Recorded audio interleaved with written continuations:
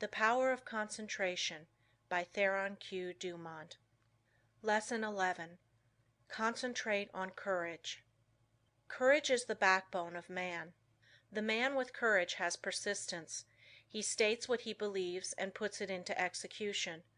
The courageous man has confidence. He draws to himself all the moral qualities and mental forces which go to make up a strong man. Whereas the man without courage draws to himself all the qualities of a weak man, vacillation, doubt, hesitancy, and unsteadiness of purpose. You can therefore see the value of concentration on courage. It is a most vital element of success. The lack of courage creates financial as well as mental and moral difficulties. When a new problem comes, instead of looking upon it as something to be achieved, the man or woman without courage looks for reasons why it cannot be done, and failure is naturally the almost inevitable result. This is a subject well worthy of your study. Look upon everything within your power as a possibility instead of as merely a probability, and you will accomplish a great deal more, because by considering a thing as impossible, you immediately draw to yourself all the elements that contribute to failure. Lack of courage destroys your confidence in yourself.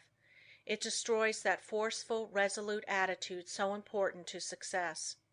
The man without courage unconsciously draws to himself all that is contemptible, weakening, demoralizing, and destructive. He then blames his luck when he does not secure the things he weakly desires. We must first have the courage to strongly desire something.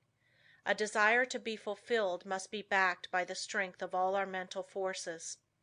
Such a desire has enough commanding force to change all unfavorable conditions.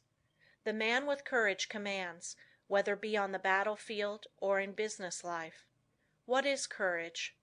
It is the will to do. It takes no more energy to be courageous than to be cowardly. It is a matter of the right training in the right way. Courage concentrates the mental forces on the task at hand. It then directs them thoughtfully, steadily, deliberately, while attracting all the forces of success toward the desired end. Cowardice, on the other hand, dissipates both our mental and moral forces, thereby inviting failure. As we are creatures of habit, we should avoid persons that lack courage. They are easy to discover because of their habits of fear in attacking new problems. The man with courage is never afraid. Start out today with the idea that there is no reason why you should not be courageous. If any fear thoughts come to you, cast them off as you would the deadly viper. Form the habit of never thinking of anything unfavorable to yourself or anyone else. In dealing with difficulties, new or old, hold ever the thought, I am courageous. Whenever a doubt crosses the threshold of your mind, banish it. Remember, you as a master of your mind control its every thought, and here is a good one to often affirm.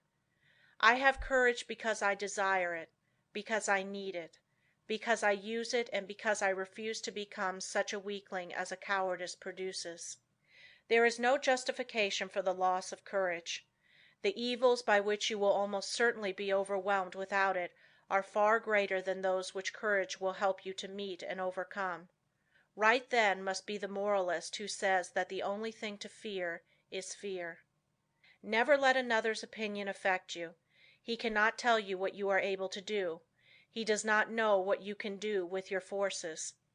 The truth is, you do not know yourself until you have put yourself to the test. Therefore, how can someone else know? Almost all wonderful achievements have been accomplished after it has been thoroughly demonstrated that they were impossibilities. Once we understand the law, all things are possible. If they were impossibilities, we could not conceive them. Just the moment you allow someone to influence you against what you think is right, you lose that confidence in yourself that inspires courage, and carries with it all the forces which courage creates. Just the moment you begin to swerve in your plan, you begin to carry out another's thought and not your own. You become the directed and not the director. You forsake the courage and resolution of your own mind, and you therefore lack the very forces that you need to sustain and carry out your work. Instead of being self-reliant, you become timid, and this invites failure.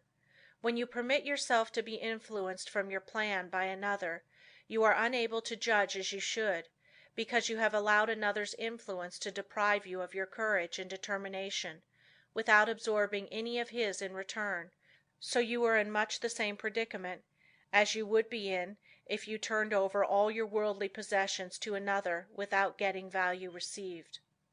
Concentrate on just the opposite of fear, want, poverty, sickness, etc. Never doubt your own ability. You have plenty if you will just use it. A great many men are failures because they doubt their own capacity. Instead of building up strong mental forces which would be of the greatest use to them, their fear thoughts tear them down. Fear paralyzes energy. It keeps us from attracting the forces that go to make up success. Fear is the worst enemy we have. There are few people that really know that they can accomplish much. They desire the full extent of their powers, but alas, it is only occasionally that you find a man that is aware of the great possibilities within him. When you believe with all your mind and heart and soul that you can do something, you thereby develop the courage to steadily and confidently live up to that belief. You have now gone a long way towards accomplishing it. The chances are that there will be obstacles, big and little, in your way, but resolute courage will overcome them and nothing else will. Strong courage eliminates the injurious and opposing forces by summoning their masters, the yet stronger forces that will serve you. Courage is yours for the asking.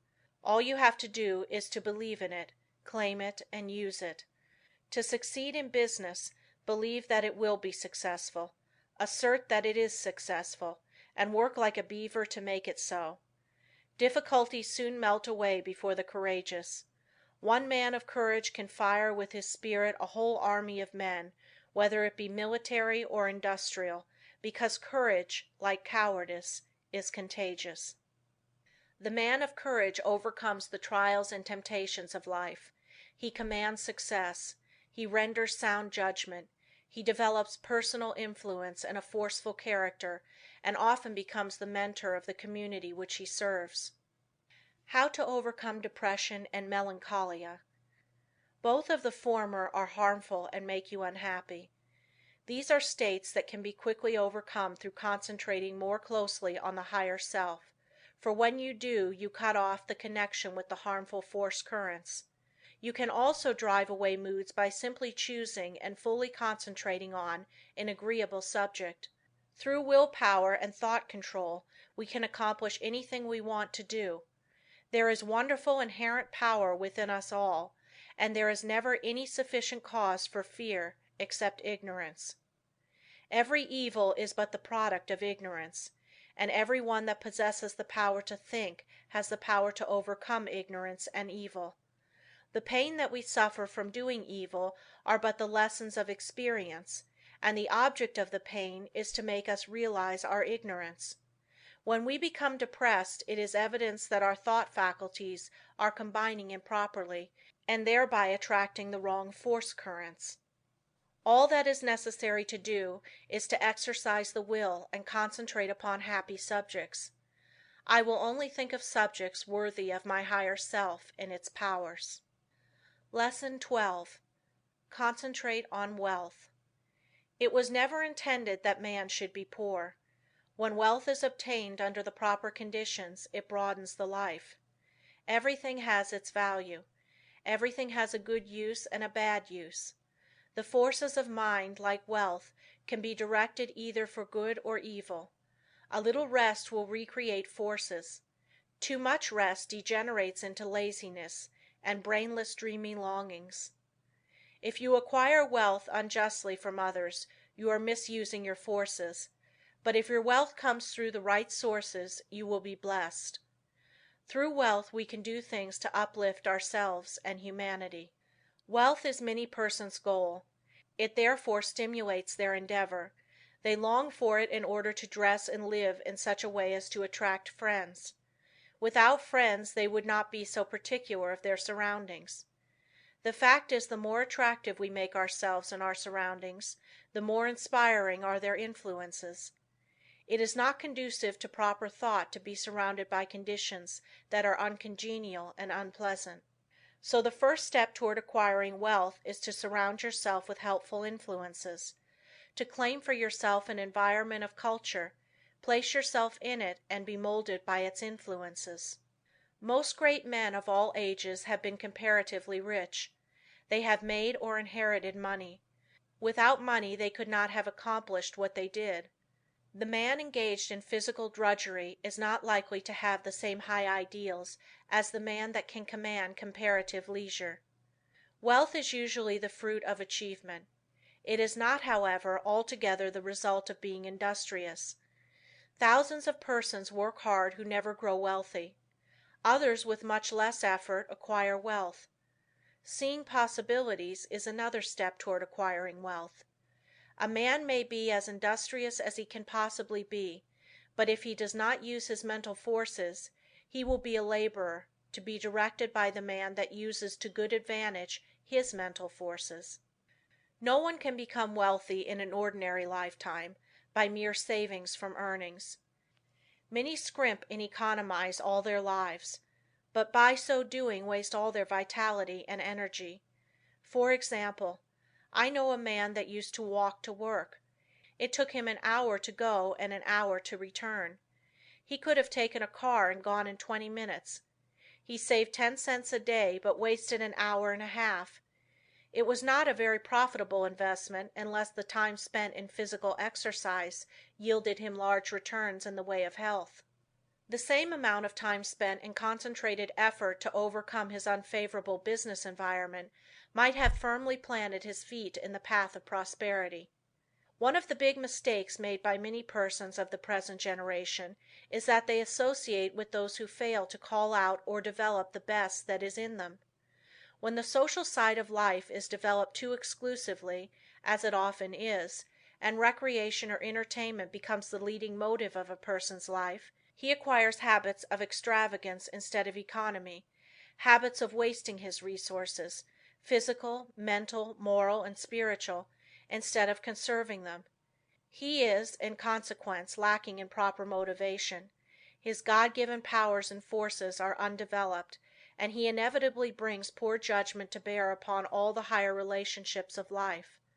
While as to his financial fortunes, he is ever the leaner, often a parasite, and always, if opportunity affords, as heavy a consumer as he is a poor producer. It seems a part of the tragedy of life that these persons have to be taught such painful lessons before they can understand the forces and laws that regulate life. Few profit by the mistakes of others. They must experience them for themselves and then apply the knowledge so gained in reconstructing their lives. Any man that has ever amounted to anything has never done a great deal of detail work for long periods at any given time. He needs his time to reflect.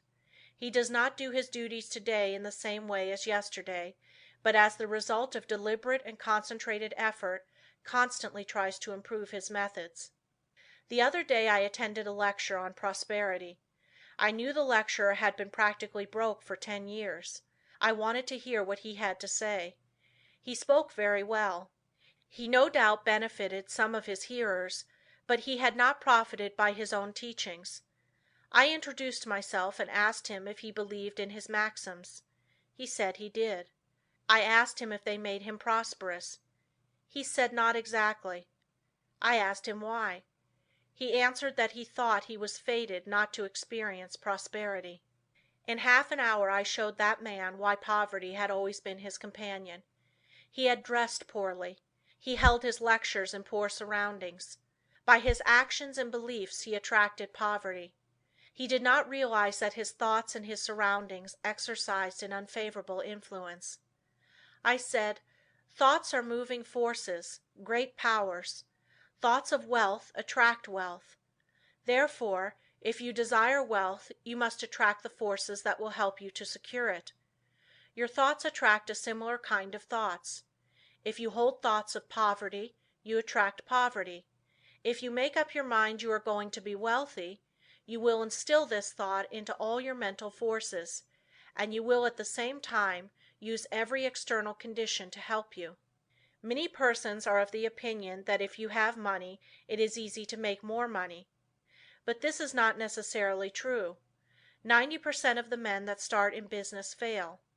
Money will not enable one to accumulate much more unless he is trained to seek and use good opportunities for its investment. If he inherits money, the chances are that he will lose it.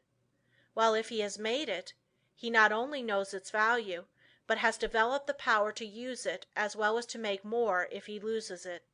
Business success today depends on foresight, good judgment, grit, firm resolution and settled purpose. But never forget that thought is as real a force as electricity. Let your thoughts be such that you will send out as good as you receive. If you do not, you are not enriching others, and therefore deserve not to be enriched.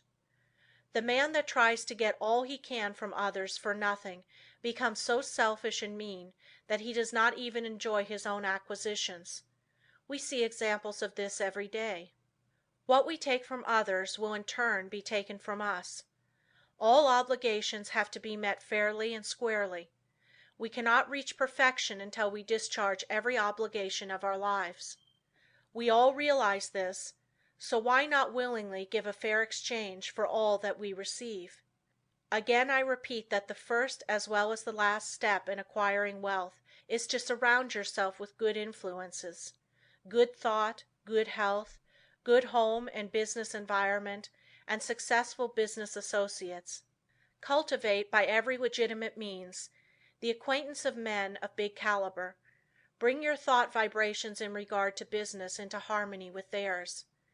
This will make your society not only agreeable, but sought after, and when you have formed intimate friendships with clean, reputable men of wealth, entrust to them for your investment your surplus earnings, however small, until you have developed the initiative and business acumen to successfully manage your own investments. By this time you will, through such associations, have found your place in life, which if you have rightly concentrated upon and used your opportunities, will not be among men of small parts. With a competence secured, you will take pleasure in using a part of it in making the road you traveled in reaching your position easier for those who follow you. There is somewhere in every brain the energy that will get you out of that rut and put you far up on the mountain of success if you can only use the energy. You know that gasoline in the engine of an automobile doesn't move the car until the spark comes to explode the gasoline. So it is with the mind of man. We are not speaking now of men of great genius, but of average, able citizens. Each one of them has in his brain the capacity to climb over the word impossible and get into the successful country beyond. And hope, self-confidence, and the determination to do something supply the spark that makes the energy work.